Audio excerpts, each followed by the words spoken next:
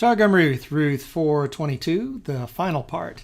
In this video, I'd like to talk about Nachash, this other name for Jesse, and the connection of this name to the Genesis 3 story in which the Chevya, the serpent, convinces Eve to eat from the tree of the knowledge of good and evil, and whatever this has to do with Jesse dying. So let's look at this story in Targum Onkelos, and let's use Timothy Lee's edition, where, if you remember, he placed the Aramaic on the left and the Hebrew on the right. So let's take Genesis 3:1 and make it big and do our comparison. And looking at the Hebrew on the top, we have conjunction, article, Nachash. But here's the thing. Here, Nachash is not a name like we had seen before, but this is the serpent, where we see that translation down here in Targum Onkelos as Chevya. And reading through the Zakev Katon, we have the serpent was more crafty than all of the beasts of the field.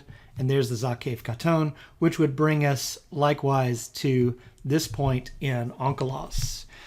Now, this is interesting. What we have is a bilingual word association, which helps us to see that the Targums were not supposed to replace Hebrew knowledge, but were supposed to help people who were more familiar with Aramaic understand the original text, the Hebrew, because here you have to know that Nachash means serpent in Hebrew to understand why Chevya has any association. So that word association connects Jesse with what the serpent did in Genesis 3. So that story brings death to the world.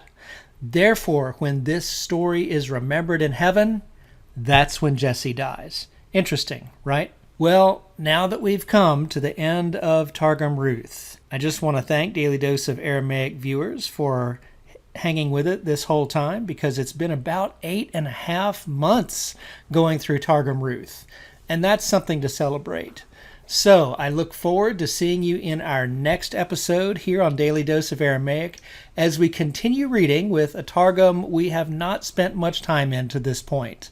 We'll see you next time.